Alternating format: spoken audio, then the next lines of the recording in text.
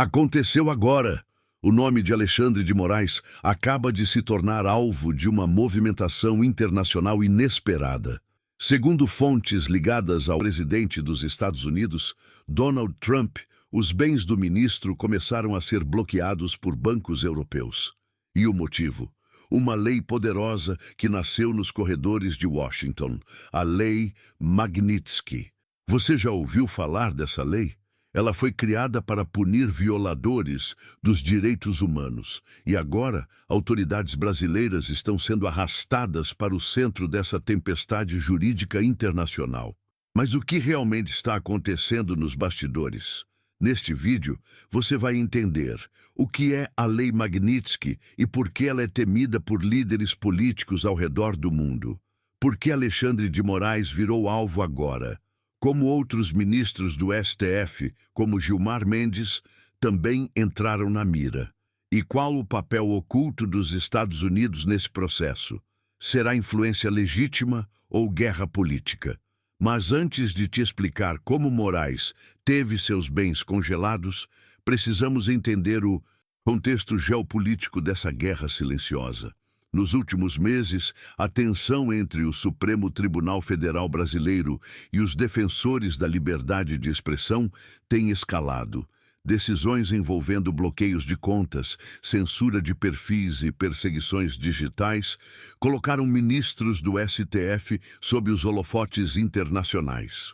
E foi nesse ambiente tenso que surgiu Martin De Luca, advogado ligado à Trump Media, que anunciou em sua rede social que bancos europeus começaram a agir, mesmo sem uma ordem direta da União Europeia. Bancos globais congelam ativos rotineiramente após designações americanas, escreveu ele. Ou seja, a simples menção de um nome numa lista de sanção dos firmas ANEU já é suficiente para que bancos na Suíça, Alemanha, França e Portugal congelem bens preventivamente. Mas será que isso está mesmo acontecendo? Ou tudo faz parte de uma guerra de narrativas? O que é, afinal, a Lei Magnitsky? Criada em 2012 nos Estados Unidos, ela recebeu o nome de Sergei Magnitsky, advogado que denunciou fraudes governamentais na Rússia e morreu em circunstâncias suspeitas na prisão. A lei permite impor sanções, como congelar bens e proibir vistos, contra qualquer pessoa envolvida em graves violações de direitos humanos ou grande corrupção. Por que isso interessa a nós, brasileiros? A lei tem sido exportada como ferramenta de política externa norte-americana.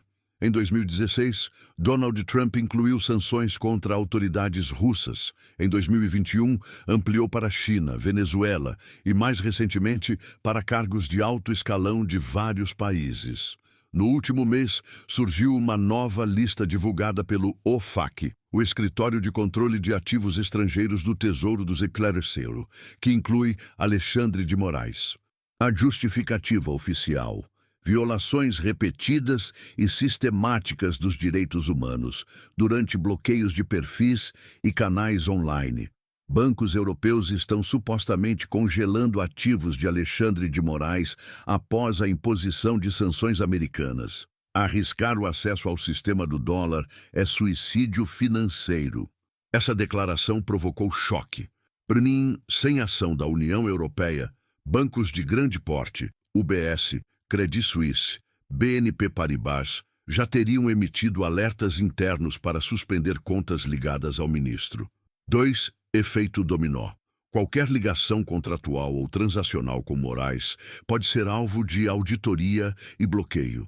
E agora, Gilmar Mendes? Especialistas em compliance financeiro afirmam que bastam indícios de sanção na lista americana para que o sistema global puxe o gatilho por precaução.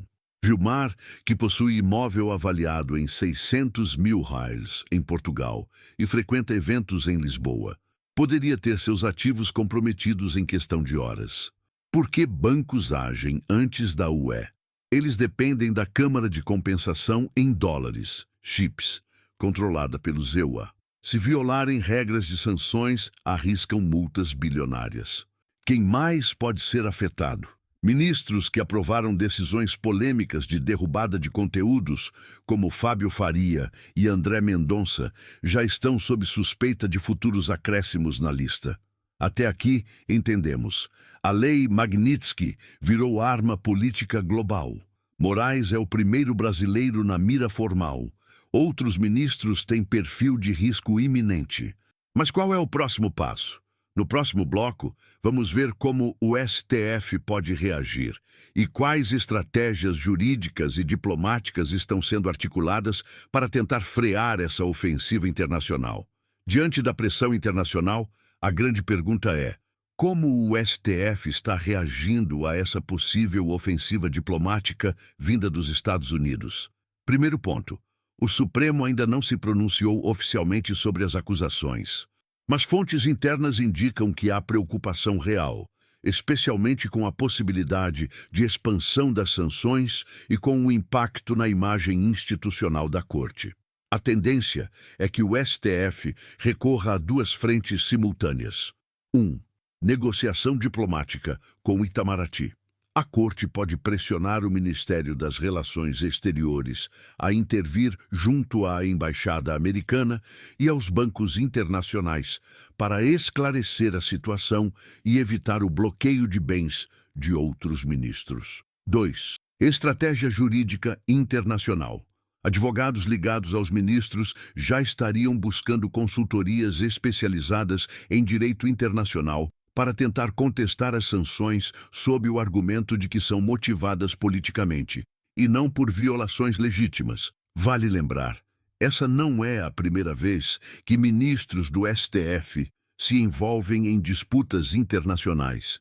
Em 2023, o então presidente da Corte manteve embates com plataformas como Twitter e YouTube, gerando alertas de entidades como a Human Rights Watch e a Electronic Frontier Foundation, que denunciaram censura e abusos de autoridade. Mas o que Trump tem a ver com isso? Segundo a apuração de Lorival Santana, da CNN, essa ação estaria sendo articulada por nomes do Departamento de Estado e pelo próprio ex-presidente Donald Trump, como parte de uma resposta ideológica contra o governo Lula e a atuação do STF em processos contra bolsonaristas. Ou seja, a aplicação da Lei Magnitsky ao Brasil não seria apenas uma questão legal, mas um movimento político dentro da guerra de narrativas global. E tem mais. O conselheiro brasileiro Ricardo Oliveira, atualmente assessorando um dos comitês republicanos no Ziguinchor, teria sido um dos responsáveis por apresentar as denúncias formais que resultaram na inclusão de Moraes nas listas de sanção. Estamos diante de um choque direto entre duas visões de mundo. De um lado, um STF que se considera defensor da ordem constitucional e do combate à desinformação. Do outro, uma coalizão internacional que acusa esses mesmos ministros de abuso de poder, censura e perseguição ideológica. E isso pode afetar não apenas viagens e bens, mas também a legitimidade do sistema judiciário brasileiro no cenário internacional. Agora que você entendeu o que está acontecendo nos bastidores do STF e como o nome de Moraes entrou para uma lista de sanções internacionais, surge uma nova camada dessa crise: o impacto econômico e eleitoral. Vamos começar pelo lado financeiro. A imagem de estabilidade institucional sempre foi um trunfo do Brasil para atrair investidores estrangeiros. Mas com ministros do Supremo entrando em rota de colisão com o Departamento de Estado norte-americano, o país pode ser percebido como uma zona de tensão jurídica e política. O chamado risco reputacional afeta diretamente os fundos internacionais que mantêm capital em ativos brasileiros, a confiança de bancos em conceder crédito a empresas nacionais e o interesse de empresas globais em instalar operações em território brasileiro. O investidor norte-americano ou europeu vai pensar duas vezes antes de entrar num país cujo Supremo Tribunal está sendo questionado por violações de direitos humanos. E esse clima de tensão, claro, respinga nas eleições. Com a aproximação de 2026, Qualquer ação envolvendo ministros do STF se transforma em munição política. De um lado, o campo progressista tenta preservar a imagem do STF como bastião da democracia. Do outro, grupos conservadores e nacionalistas dizem que o tribunal virou um órgão de censura e controle político. E a pergunta que não quer calar: se novos ministros forem sancionados, suas decisões perdem validade jurídica internacional? Tecnicamente, não. As sanções não anulam decisões judiciais, mas criam um paradoxo. Como confiar em julgamentos de alguém que está sendo investigado fora do país por abuso de poder e violação de direitos fundamentais? Isso pode levar a consequências sérias como isolamento diplomático do Brasil em organismos multilaterais, rompimento de acordos de cooperação judicial e até bloqueios comerciais ou boicotes simbólicos por parte de governos aliados do Zimário. E lembre-se, quando o sistema judicial entra em descrédito lá fora, todo o país paga o preço. Mas será que isso tudo é só o começo? No próximo bloco, vamos traçar os cenários possíveis para os próximos meses. Será que outros ministros vão cair? Moraes pode ser preso em viagens? E o mais importante, quem ganha e quem perde com essa guerra entre o Brasil e o sistema financeiro global? Vamos agora explorar os cenários possíveis. O que pode acontecer se a lista da Lei Magnitsky se expandir e outros ministros brasileiros forem incluídos? Cenário 1. Sanções silenciosas aumentam. Mesmo sem anúncio formal, bancos e instituições financeiras já podem estar tratando certos nomes como de risco. Isso significa bloqueio de movimentações internacionais, contratos congelados e até interrupção de pagamentos internacionais em nome de pessoas físicas e jurídicas ligadas a ministros. Cenário 2. Prisões em trânsito internacional. Embora improvável neste momento, existe a possibilidade de que um ministro sancionado seja detido ou impedido de entrar em certos países caso sua presença represente um risco diplomático.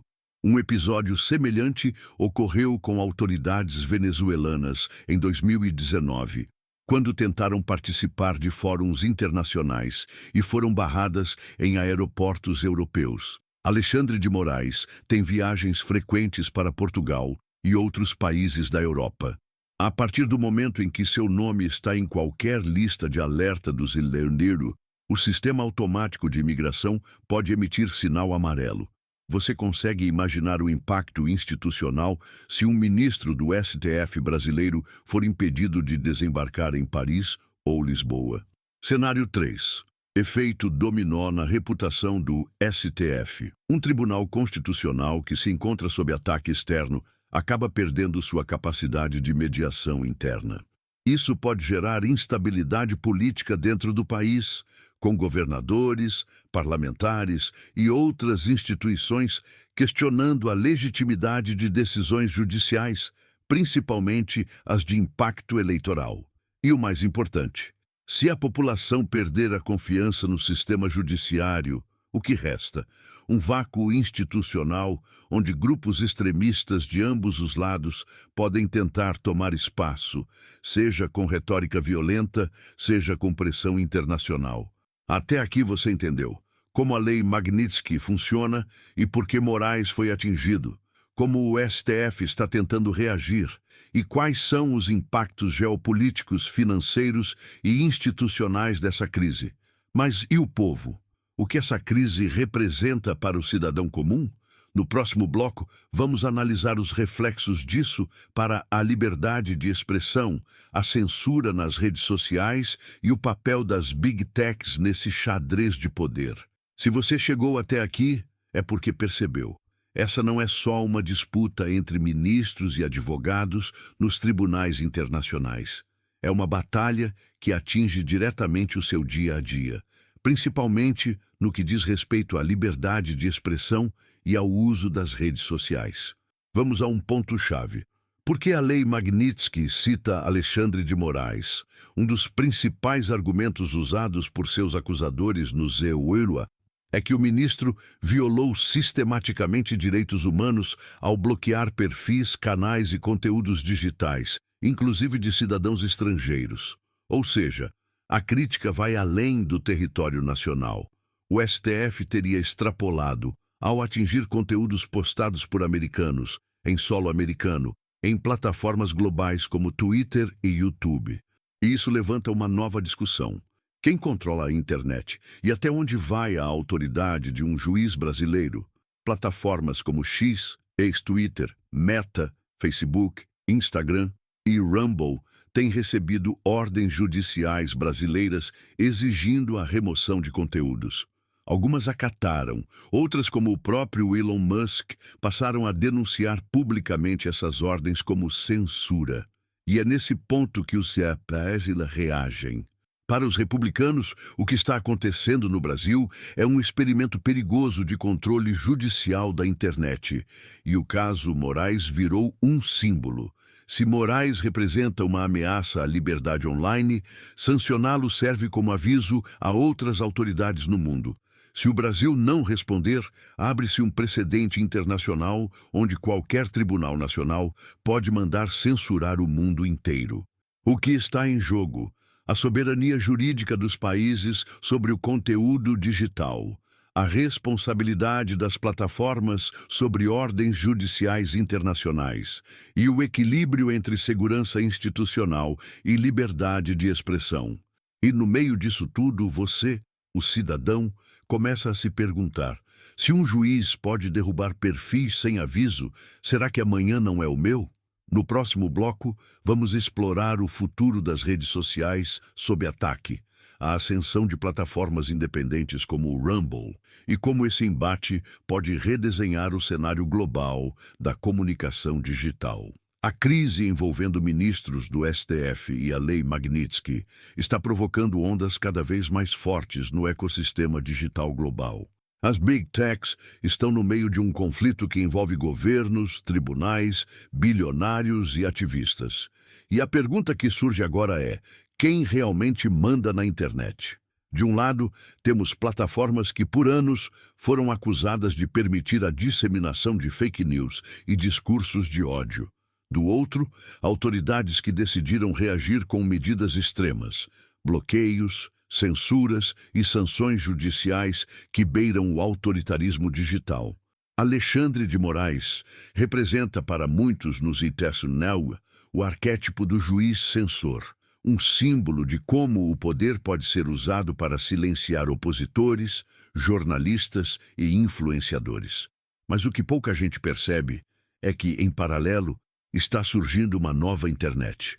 Plataformas como o Rumble e o Truth Social, ligadas ao movimento conservador norte-americano, cresceram justamente por prometer algo que as outras deixaram de oferecer: liberdade de expressão total, sem moderação.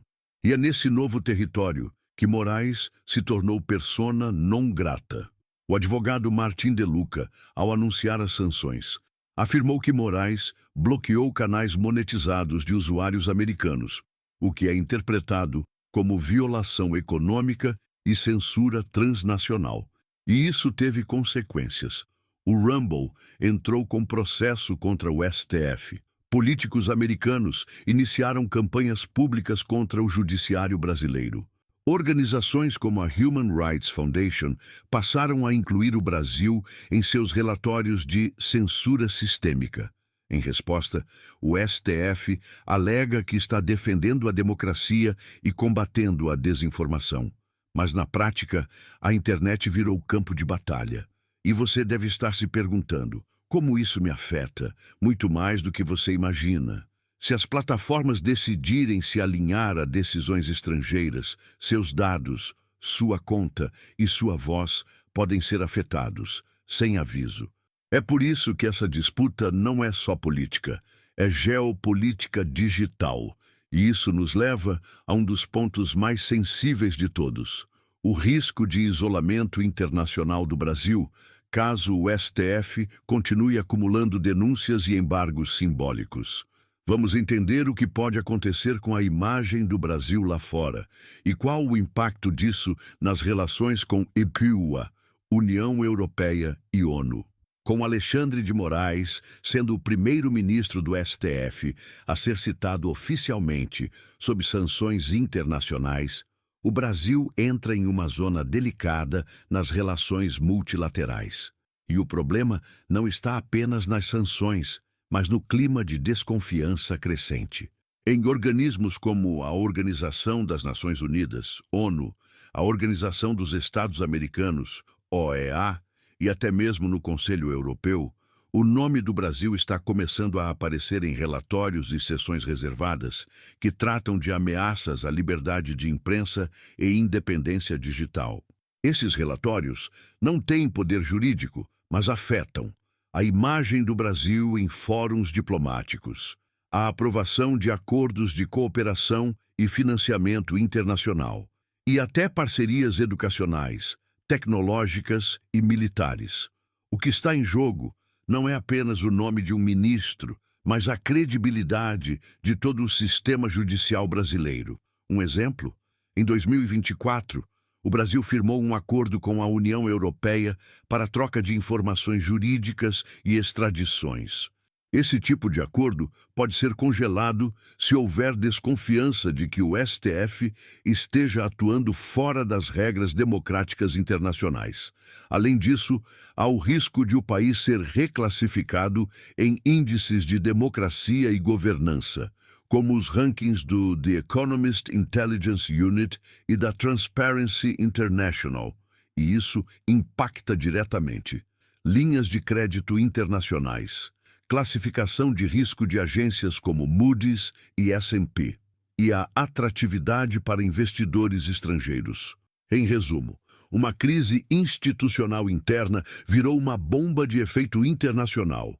E quanto mais o STF silencia, mais as suspeitas crescem, tanto fora quanto dentro do país. Mas há uma última camada nessa crise que você precisa entender. Ela não está nem na justiça, nem na economia. Ela está na cultura popular, no inconsciente coletivo do brasileiro. Vamos agora falar sobre como a opinião pública está se dividindo, o papel da mídia e por que essa guerra de narrativas pode moldar o futuro da política no Brasil. Estamos chegando ao final deste episódio e agora precisamos olhar para o efeito social e cultural dessa crise. A guerra não está só nos tribunais ou nos bancos. Ela está nas mentes das pessoas, nas timelines, nos grupos de WhatsApp e nos trending topics do X, Twitter.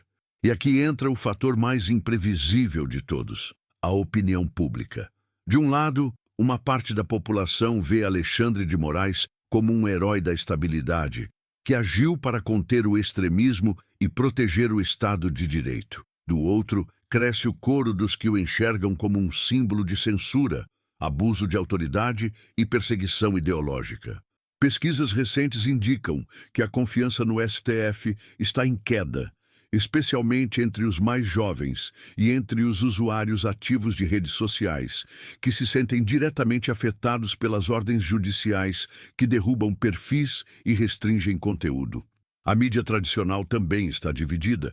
Alguns veículos evitam dar destaque ao tema para não alimentar o discurso de perseguição. Outros, principalmente da imprensa internacional, já tratam o caso como um alerta global sobre judicialização da internet e do discurso público. E tudo isso nos leva à pergunta final. O que vem depois da Magnitsky? Alexandre de Moraes será afastado? Outros ministros vão renunciar ou entrar na mira? O Brasil vai romper com os Isileila ou tentar reaproximação diplomática?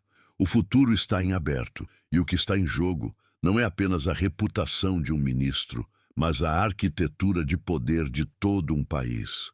Se você assistiu até aqui, agora sabe que por trás de cada decisão judicial, de cada bloqueio de perfil e de cada sanção internacional, existe um jogo maior, geopolítico, financeiro e psicológico. E você, de que lado está? Na confiança cega nas instituições? Ou no alerta de que todo poder precisa de limites? Aqui no Conhecimento Mestre, não estamos aqui para te dizer o que pensar. Estamos aqui para te mostrar o que ninguém está te contando. Se você quer continuar entendendo o que acontece por trás das manchetes, inscreva-se no canal, ative o sininho e compartilhe esse vídeo com alguém que precisa sair da bolha. Comenta aqui embaixo o que você acha que vai acontecer com Moraes e o STF. E lembre-se, o mundo está mudando. Quem não entender isso vai ser deixado para trás.